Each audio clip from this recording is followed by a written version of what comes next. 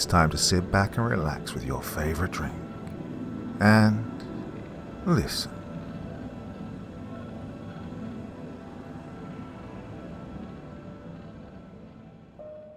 The author prefaces this collection by saying that all the stories in the anthology are completely true and happened to him or his friends during their time in the Peace Corps. And this is no gimmick. True Tales of Terror from the Peace Corps by Imperial Invective. Introduction. Well, this may not be a traditional opening, but I still feel like I have to share it with you before I can rightfully begin. Hopefully it'll give you all some context to the situations. A few years have passed since my experiences in the Peace Corps in 2012. A few nights ago I woke up at 4 a.m. I want to say it was to the sound of someone making noise in my apartment complex, but I'm pretty sure it was a recollection. I rolled over as quietly as I could and pawed the area around my bed for a few seconds. With each moment that passed, I grew more frantic, but in the haze of my waking state, I couldn't understand why. It wasn't until I felt the handle that I understood why I was so upset. I couldn't feel the machete that I keep by my bedside until that moment. It's become a mechanical function for me these past 5 years. Oh, roll over, touch your machete, assure yourself that you're alright and that you're safe. That little action has been so ingrained into my nightly habits that I don't even realize when I'm doing it or why. Good or bad, it's a part of me. I'll likely keep doing this for years to come. Oh, please just keep that in mind while you listen to these recollections. These stories have all impacted us in some way, and I can only hope that they'll provide an understanding for all of you by listening to them. And there's one last thing I want to clear up before we get into the flesh of the stories. I visited each friend from the Peace Corps personally and asked them if they'd be alright with me sharing what's happened to them on this website. They're all great people, and they told me that it would be fine as long as I kept their identity secret.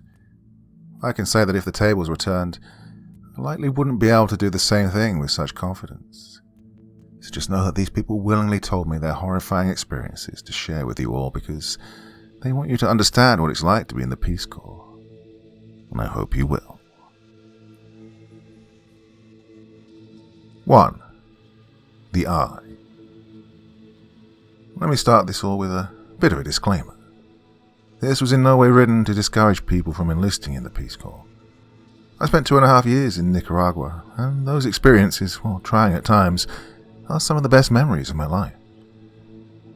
And these stories are being written out to help people realize what it was like to live in another culture and environment, and the inherent horrors and joys that that entails. These are just a few of the stories that could be told. I've been in La Quinta, my site, for about a year. I was used to living in that small community of 600 people. Everyone knew my name, or at least one of my many nicknames. For the sake of brevity, I'll only list 3 of my nicknames: Gringo Lobo, El Picaflor, and Travis Kumba. I'll leave it up to your imagination as to why I was named the Wolf Gringo, or the Hummingbird. Well, as for Travis Kumba, it was their attempt to pronounce my surname, which they had difficulties with. Fun fact, a kumba is a type of machete with a hooked tip that is used for cutting wood. For a few months, people literally assumed my name was basically Travis Machete. I believe I'll never have another nickname that badass ever again in my life. My average day consisted of waking up early and visiting the houses in my community. I'd visit 10 to 15 houses to pitch my projects, see if there's anything I could do to help, or just talk. In the afternoon, when the guys would return from their crops that they'd planted in the mountains, we'd do a variety of work ranging from vaccinating chickens, building ovens, or castrating pigs. I enjoyed my schedule and the work I did. The sun set at about 7 or 8 o'clock and everyone would go to bed. I don't mean that everyone would return to their house. I mean that everyone would be in bed and asleep by about 8 p.m. I could never really get into that sleeping schedule, so I'd have 3 to 4 hours to myself until I was able to drift off. I typically spent this time reading, writing, or reclining in my hammock. One night I'd been resting in my hammock while reading a short story by Harlan Ellison, A Boy and His Dog. I was smoking a Belmont Suave. Every drag from a Belmont Suave cigarette felt like you were punching yourself in the lungs. The evangelical part of my community was not a fan of people smoking cigarettes. Su cuerpo es un regalo de Dios. So I kept some of my vices under wraps for as long as I could, so I'd be viewed in a positive light and could continue my work with them. It was midway through my cigarette that I looked over and saw someone watching me through the wall. To elaborate on this situation a little, my house consisted of dirt floors with bricks up to about shoulder level. At this point, my Nicaraguan grandmother had run out of money and used wooden boards to bridge the gap up to the tin roof. This setup worked in a pinch, but it had the drawback of leaving 2-inch gaps between each piece of wood. The lack of privacy didn't really bother me all that much until this moment, when I noticed that someone was looking at me through the slats in my wall. I figured the person was just looking into my room to see if I was awake or not, before knocking, as it was about 9 o'clock. I decided not to let on that I'd spotted them, to try and save ourselves the awkwardness of having caught me in 2 awkward situations. I was smoking, and since I wasn't wearing a shirt, my tattoo was visible. Su cuerpo es un regalo de Dios. Solo los criminales y pandilleros tienen tatuajes, y otros dichos. I would leave it up to them whether they wanted to knock on my door and confront me, or if they wanted to save themselves the embarrassment and walk away. I continued to read and occasionally take a drag from my cheap and crappy Belmont Suave.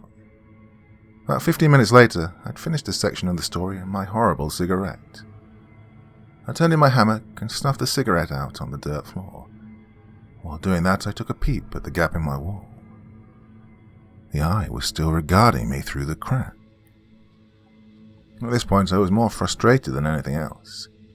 Their persistent invasion of my privacy had finally made me confrontational. I swung on the hammock and set my book down on the wooden board I'd used as a shelf and threw on a shirt. I opened up my door and stepped outside. I walked around the outer wall of my room, but I turned up nothing. The person was gone. I visited the latrine and then returned to my room. I finished up my book and went to bed around 11 o'clock. And while that might not seem like a late hour, let me point out that most people had been asleep for about 3 hours by now. In their opinion, I was a regular night owl. Later, when they found out about my smoking and tattoo, I was also labelled a rebel and a gangster, which now seems ridiculous in retrospect. Now, my bed wasn't the most comfortable thing in the world. I'd get a few hours of sleep every night before I'd toss and turn and try to find a more comfortable position. I woke up at around 3 that night and rolled over in my bed. In doing so, I found myself looking directly at the eye that had been watching me earlier that night through the gaps of my wall. I maintained eye contact with that person for a good couple of minutes. I don't know how long I stared, and I don't know how long they'd been watching me.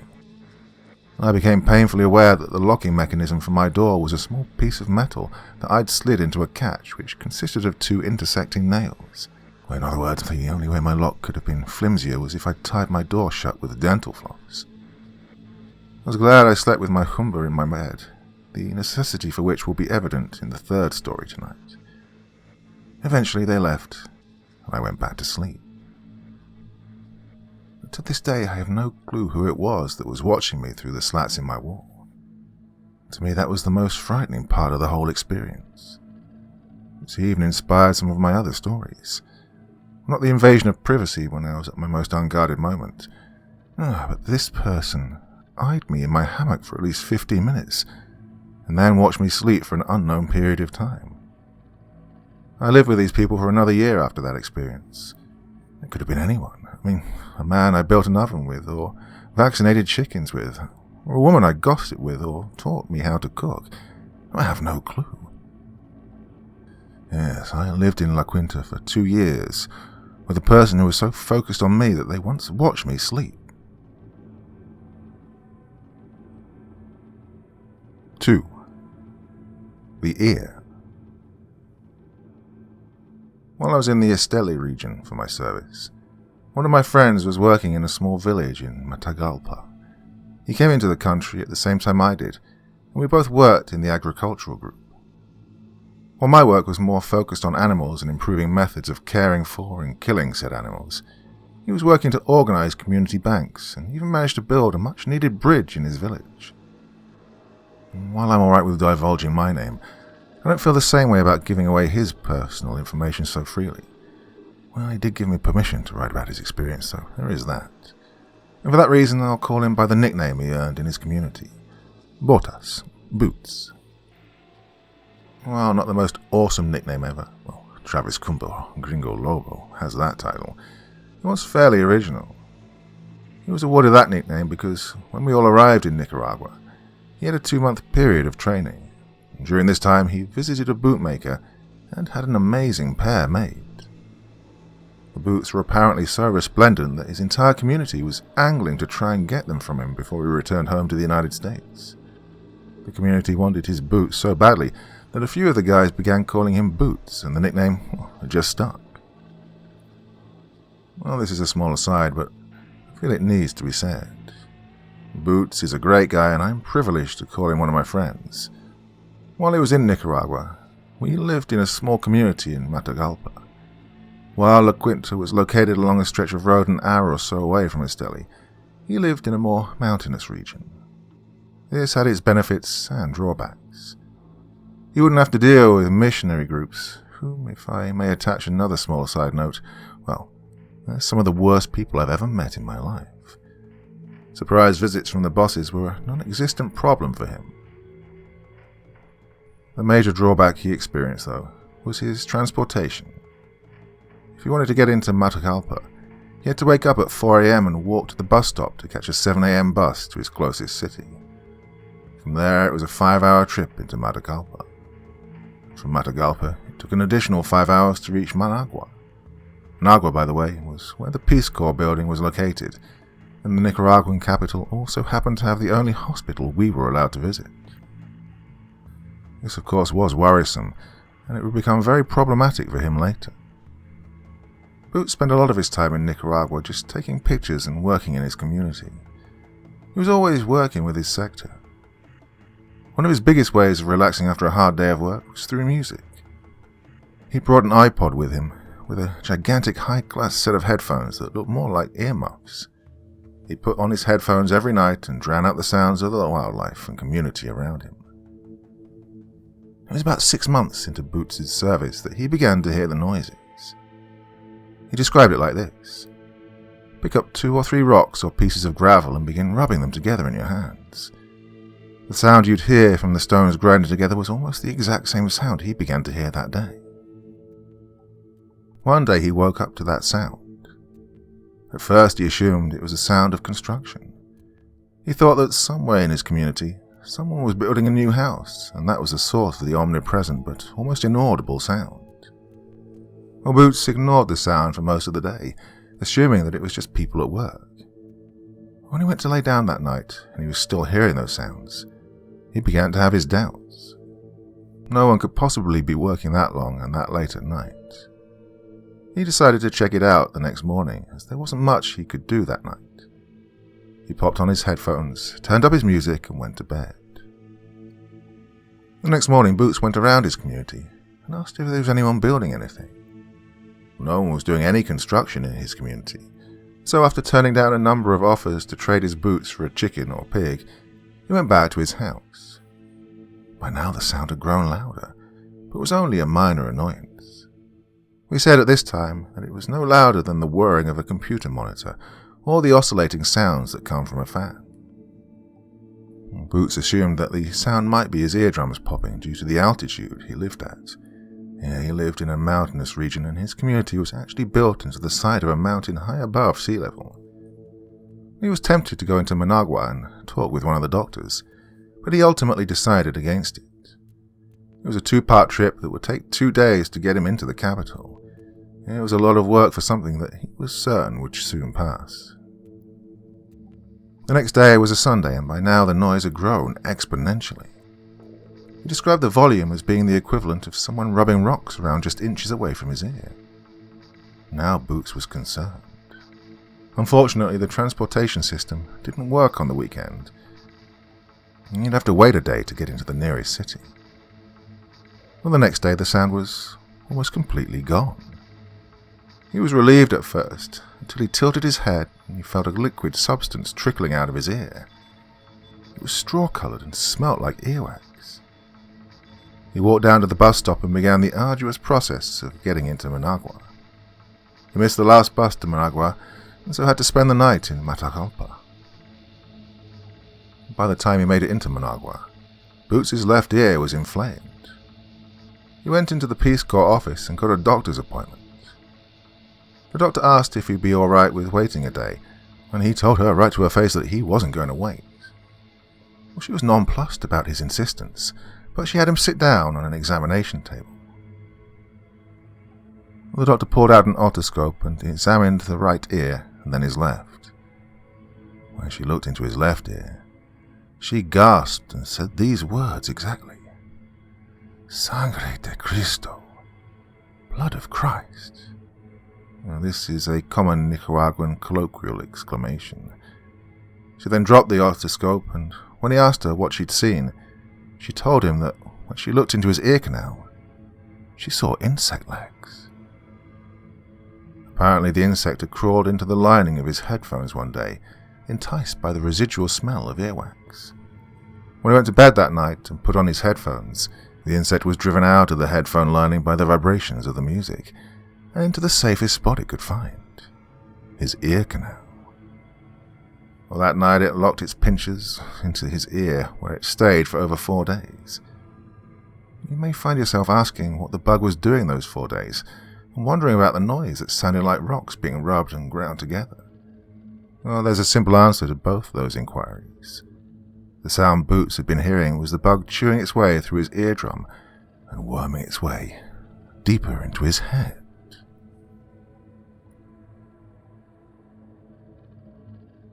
3. My very own stalker. And this story goes back to Estelle, one of the 25 volunteers that started out in my group, and the 15 that completed their service.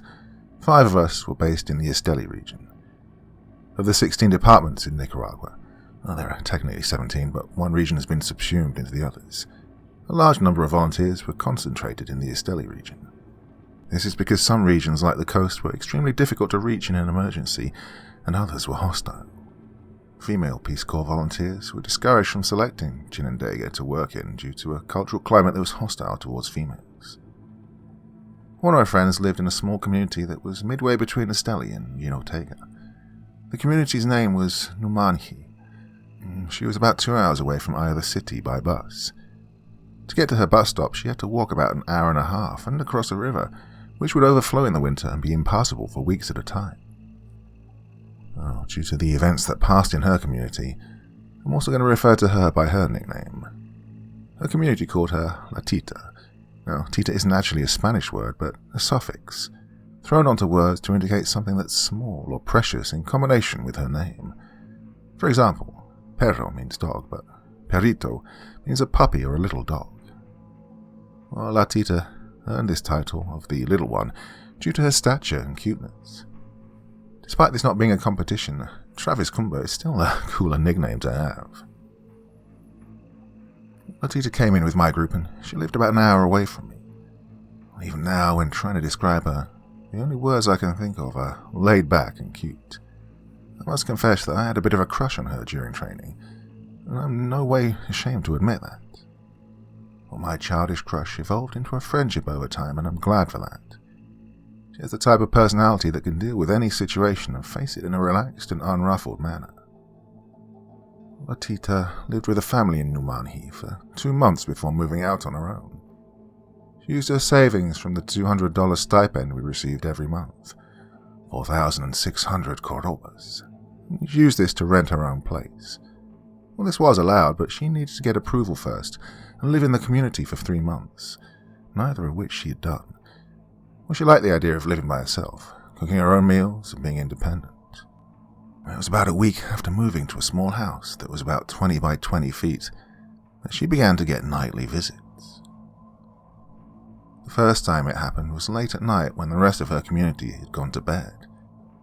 She told me it was about 10 or 11 o'clock at night. She was changed and in a bed when she heard the sound of footsteps. They approached her door and paused for a few moments. She listened for a few seconds, and then the person pushed on her door. The deadbolt clicked against the holder, confirming it was locked, and the person then walked away. Understandably, she was worried about the late-night encounter. Someone had tried to enter her house late at night without her permission and was testing the door to see if it was locked or not. She had no clue what they wanted, but had a good idea. Unfortunately, the percentage for sexual harassment for female volunteers is reported to be about 20% by the Peace Corps. Even more unfortunate is that that number is realistically closer to 99%, as I've only met one female or male volunteer that wasn't verbally propositioned, harassed in the streets and in their community. Well, she hoped that it was just a case of mistakenly walking up to the wrong house and trying to enter, but this hope was trampled underfoot when the next night the man returned and tried to push open her door again. This time the footsteps circled around her house and tried the back door to her house as well. After finding both locked, the man left once again. Like most volunteers, Latita took to sleeping with a machete by her bed just in case someone would try and force his way into her house. It is unfortunately a habit that I keep to this day. I no longer feel safe in my own bed unless I have one close to me. These nightly visits occurred for 2 weeks before she broke down and called another volunteer to come and spend the night with her and to try and catch the perpetrator in the act of trying to open her doors late at night. The other volunteer never heard or saw anyone, which made her even more distraught. She now knew that the man was watching her during the day and didn't try to enter her house because he knew that her friend was lying in wait for him. The friend stayed for a week, but the man never came on any of the nights he was there.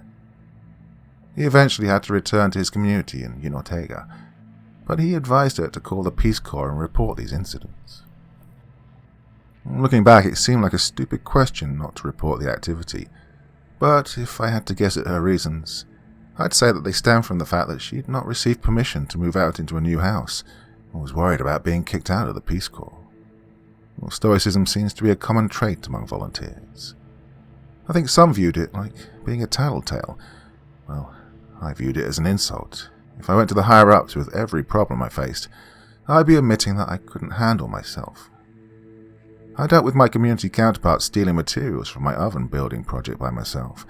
Why involve bureaucracy in a situation that they probably couldn't even resolve? Latita instead opted to go and talk to her Nicaraguan grandfather, whom she'd lived with for 2 months and had built up a friendship with. She told him every detail. She told him how the person had tried to enter her house every night, and she was frightened for her safety. He wrapped an arm around her, reassuringly told her, "Todo va a estar bien. Everything's going to be all right." Later she saw him talking to a few guys in front of the shop that sold guaro, that's Nicaraguan moonshine. And she figured he was talking to whoever was bothering her and telling them to knock it off. The late-night visits from the man stopped for about a week, and Latita started to relax and let down her guard. The man came back on the 8th night and tried to open her front door, though, and the back door, and tried to open her window. He tried to get into her house for the better part of an hour. She spent that night clutching a machete and didn't get a wink of sleep. Well, I'd love to end this story on a happy note about how the man lost interest with trying to sneak into her house at night, and she eventually went on to do great work in her community. Well, she did work up until she left, but she unfortunately quit after a year of being in the Peace Corps. Well, if I had to hazard a guess, I'd assume that Latita quit not because of the man visiting her house on an almost nightly basis, but because she found out who it was. She eventually caved and told the Peace Corps, but there wasn't much they could do other than offer to place her in another community. Being transferred to another community with only a year was pointless, as it generally took a year to build up a relationship with the community to carry out larger-scale projects like ovens and improved stoves. So she chose to stay and put up with that man for nearly 2 more months before calling it quits. Latita had caught him a few weeks before she left. She'd waited up for him to come and try and open her door. The instant he pushed on her door, she pulled it open and met him on the front step with the machete in her hand. He stood there with a shocked expression, and she returned the look. The man who had been trying to break into her house for over 6 months was none other than her Nicaraguan grandfather, whom she confided in and asked for help when she felt like she had nowhere else to run. This was the same man who'd listened to her fear and concerns about his intruder, and who had looked her in the eyes, wrapped his arm around her reassuringly, and told her, "Todo va a estar bien."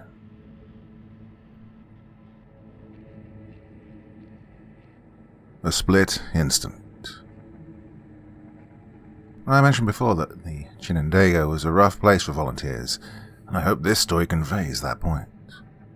While I consider myself a prankster and self-deprecating person who joked, made fun of myself, and typically made friends, the volunteers in Chinandega had to present themselves as strong and immovable. During his service, one of my friends had to prove his mettle in such a way. One of the Chinandega volunteers, with the nickname La Pantera Fantasma, which literally translates to Ghost Panther. Travis Kumba had its moment in the sun as the best nickname, but now I must gracefully concede the title. He was given that nickname based on his skin color and choice in music. He was a Pantera fan, and he was white. Consider him to be a great friend, and he's honestly one of the most hardcore people I've ever met.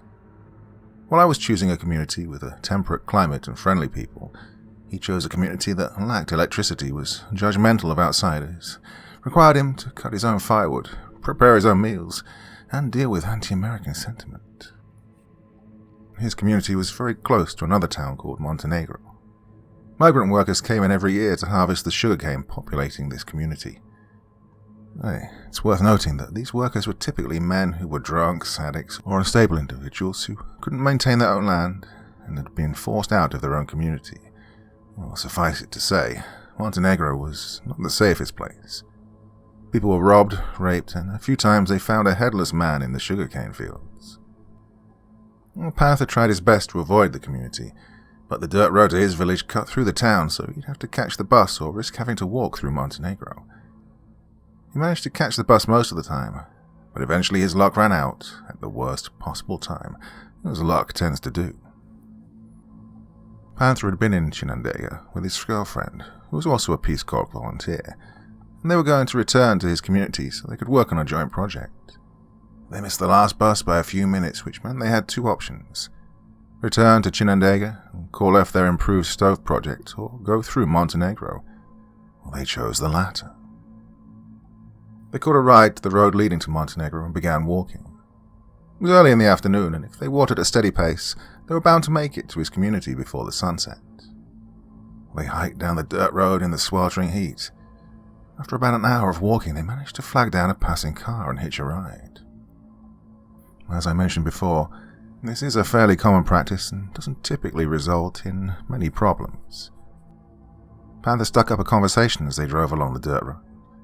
The man had apparently been working in Guatemala and was sending money to his family in Nicaragua. Nicaragua is the poorest country in Central America, so this came as no surprise. The man had returned home to visit his family and had been there for about a week. Panther told him about the community he lived in, and they carried on pleasantries until they were close to the outskirts of Montenegro. It was on that dirt road that the ride took a strange turn. The man reached into the car's glove box and fished out a revolver. He set it on his lap and began to load it while driving. The car swerved and veered along the road as he loaded the gun. Panther asked the man what he was doing, and the driver responded that they were getting ready to pass through a rough part of town where the road had fallen into disrepair and the gun was a precaution against carjackers. Panther reasoned with the man that he couldn't drive and shoot at the same time, so he offered to take the gun. He made that offer mainly because he didn't trust a stranger with a gun around his girlfriend or him, and he was worried that it could accidentally go off any time the truck hit a bump in the road. He was surprised when the man took him up on his offer and handed him the revolver.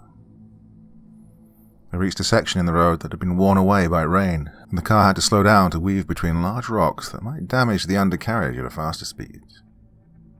It was then, while the car was practically stopped, that three men emerged from the sugarcane and began approaching the car. Two wielded kumbas, while the third carried a cuchacha. This is a small machete typically used for cutting weeds and sugarcane. They moved as if they were intoxicated and began to approach the car. Panther raised the revolver so they could see it and shouted a warning, which they ignored. He put his finger on the trigger and tightened his grip. He would later confide that he learned afterwards that revolvers have no safety, and he was a finger twitch away from shooting a man. Panther continued to shout threats while the car slowly worked its way through the stones and other obstructions. The men were now only a few feet away from the car, and they'd raised their machetes, making their intentions clear. The driver worked his way around the last obstruction and floored the gas. They sped off, and Panther watched the 3 drunken men slowly stumble after them before eventually giving up. When Ghost Panther told me this story, we'd been drinking a little and swapping stories. He said if they hadn't caught that ride, they would have had that encounter while walking through Montenegro. A few drinks later, he would confess that if those 3 drunken men had gotten within striking range of the car, he would have shot them. He said that he had no clue what they would have done to his girlfriend, or to him, had they pulled them out of the car, but he had an idea that he would have most likely ended up as another headless corpse found hidden amongst the sugarcane. The man on the bus. Now, as I sit here typing out these stories, there's one that nags at me from the back of my mind. To add a bit of literary flourish, which I want to do if you haven't figured out yet. Well, I've erected a wall between that memory and the rest of my mind. I've tried to cordon it off, but as I recall my time in Nicaragua and all of those memories, I can hear it seething and scratching away at the walls. I know it has to be typed out, or it won't leave me in peace. I'm sorry in advance for this. A warning first. This story isn't something that's very terrifying. Well, it's scarier in another aspect, I guess. It's also very personal to me, and even as I write this out, I still can't figure out why I'm doing it. All that being said and done, feel free to pass over this section as a bit of superfluous outro. I've been in Nicaragua for about 6 months, and I have no shame in saying that I needed to take some time off. It's taxing work to try and understand and be understood in another culture. I told my host family that I'd be leaving for the weekend. They were a little bit disappointed, but I'm fairly certain they needed a vacation from me as well. I decided to go into Matagalpa, have a good meal, something that didn't consist of rice, beans, and a tortilla, enjoy a couple of beers, talk to some family and friends on Skype. I woke up early and got on a bus into Esteli, and then caught a bus that would take me to Matagalpa in 3 hours. Now, before I continue, I would like to talk about the bus/transportation system. Ask any Peace Corps volunteer, in Nicaragua or elsewhere, and they'll have 3 or 4 horror stories ranging from buses breaking down in the middle of nowhere, overcrowding that makes you feel like you were packed in a can like sardines, or being asked to pay exorbitant prices to be transported short distances. The buses were old, decommissioned school buses that had been repaired, possibly, and then put back into service. Most had metal racks welded onto the top and sides so they could carry items. Imagine the cars from Mad Max, and that's a pretty accurate depiction of the transportation system. I was midway through the trip when a man got on with 2 50-pound parcels of leña, firewood.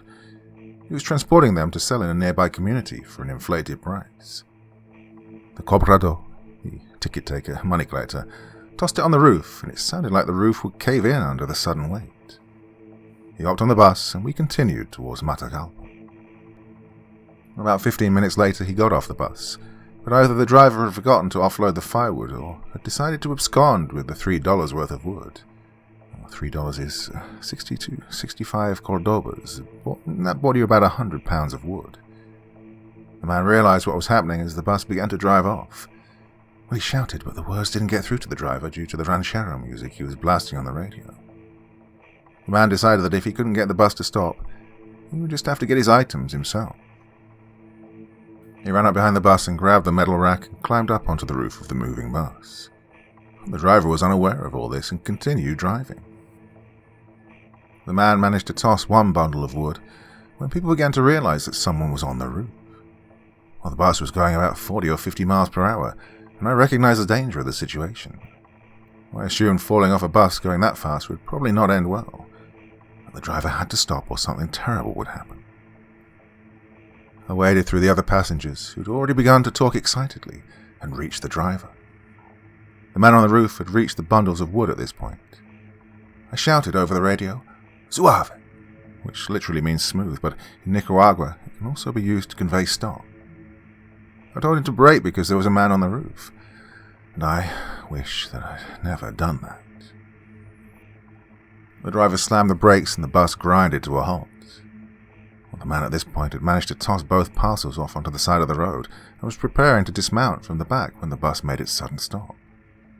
Well, the quick stop pitched him forwards off of the roof of the bus, and the man swan-dived and hit the road head first. Men swore, women screamed. Well, I just looked on in shock. The man was on the road. He twitched spasmodically like he'd been tasered. He spasmed and writhed for a few seconds before he stilled.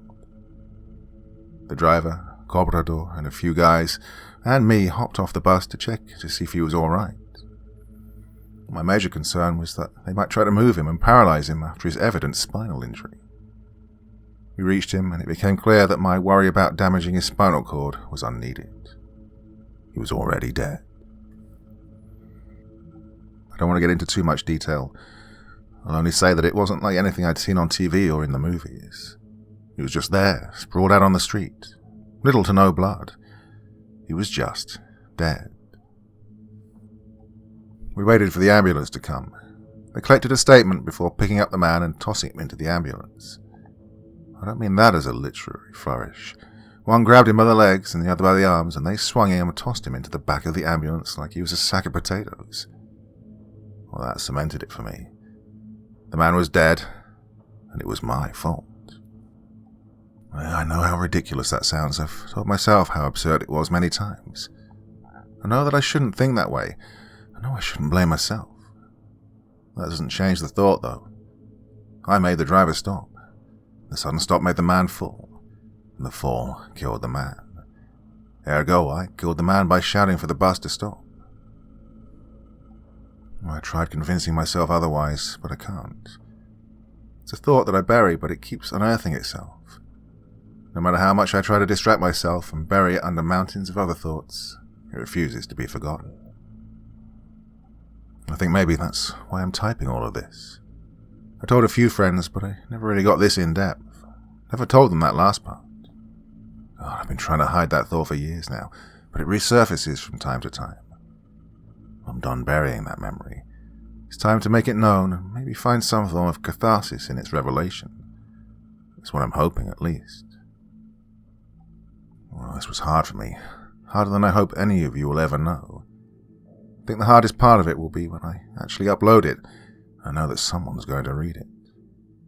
Maybe that's why I'm posting this last part so late at night and doing any editing after the rest of the wiki is asleep. Casting it out into the Stygian depths of this wiki to be swallowed up in a sea of edits and contributions. The worst part of it is that when I think of them reading this, I feel such shame, such guilt and shame for my actions. When I think of you, who I now realize have become my friends over these past few years reading this, I feel only shame. It's a burden, and it feels like two 50-pound bundles of wood in my mind.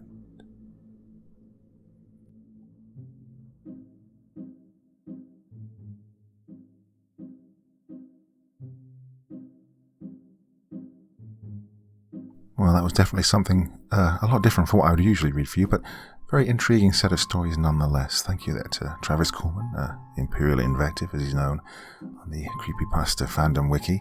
Read a few of his stories quite a way back in time. Just found that, and it really did intrigue me, so like I said, something quite different from what I would normally record for you, but hopefully just as interesting as normal. Well, my dear friends, yeah, as you can probably hear from my voice, I'm recovering from the flu a little bit. Been a bit unlucky with illnesses this year, but hopefully this is the end of it. Still managing to get some recording done. So, enjoy, and I'll be back again probably tomorrow, and some more festive stuff over the next few days as well. Big collaborations coming up with a bunch of other storytellers. So there's big things coming for the Christmas celebration period. Well, that's it from till now. Till the next time, my dear friends, you have very, very sweet dreams. Bye-bye.